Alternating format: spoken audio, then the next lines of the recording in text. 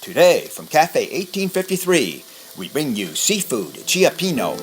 We need to start with the base first, and it's all from scratch, boys and girls. And here's the chopped onions in our Dutch oven, getting seared to translucence. Next up, we're chopping up the garlic. You knew that was going to be their surprise. And there it is, that goes in next. Here's the seasonings we're going to use.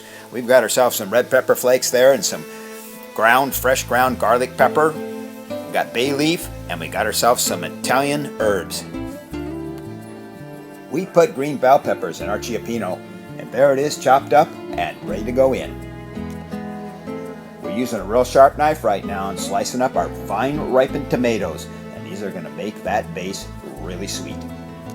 We're all in with our base ingredients now in the Dutch oven, and they're in olive oil, and they're just sitting there and cooking away. Once those are all amalgamating quite nicely, we're going to do what we're going to do. We're going to hit it with some dry white wine. Here happens to be a label that I like because I can also sip it as I go along. It's good enough for that. Get the rest of those herbs in now that we showed you earlier, and we're just going to sit and simmer this base now for about 2 to 3 hours. And you've got to have patience with this, and if you do, you're going to be pleased with the result. It's going to knock your socks off. Here come the stars of our show.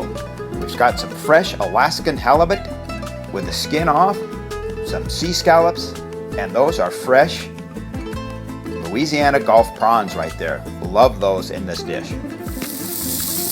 Got those prawns in thirds now and sear them in high heat safflower oil. As you can see, we're cooking every single piece of seafood in this dish individually, and that's what makes this dish particularly special. Slice up that halibut now into chunks and do the same kind of searing with just a little bit of that garlic and pepper ground over it. Just quick and easy, just like that. So set that seared, slightly cooked seafood aside because we're going to be putting it into the Dutch oven later.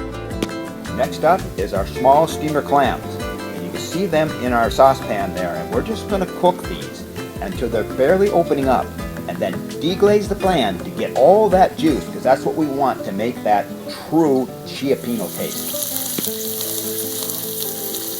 Repeat that procedure we did with the clams to these royal Talbot mussels. I just love these things. They're just so incredibly sweet in this dish. We're almost all in now, and you can see that things are starting to happen in this Dutch oven. And this is what Cioppino should look like. We're going to let this kind of slowly simmer together a little bit so all the tastes get combined. And while we're doing that, we're going to chop up our Italian parsley, which we're going to use as a garnish at the end. We're not quite done yet. We got to take those sea scallops. We're going to flash sear these, and I mean flash sear. Just a little bit of lime juice on top to deglaze them. Pre-warm your bowls just so you can still touch them, and then start to serve this up with the garnish. As you can see, it's happening here. This is our chance to get a little artistic now. It's how we place these things in the bowl. You see it's looking pretty nice. And on top, there it is. There's your scallop on top, so to speak. Slightly seared and to perfection. Well, we're just a little bit exhausted right now because this has been a marathon in a way. We got everything on top and all put together now and artistically arranged, and doesn't that just look beautiful? I guarantee you make this dish and you are going to get rave reviews. I'm going to pair some of our best wines with this. We've got a Glacita Creek and a Pirouette here. Actually, my guests provided this for me, and hey, thanks a lot, guests. This stuff was fantastic with the Cioppino. Well, it's finally time to sit down and enjoy now. So here's the dining experience at Cafe 1853. And this is RJ Kirk, wishing you the best of everything that life can provide. Enjoy.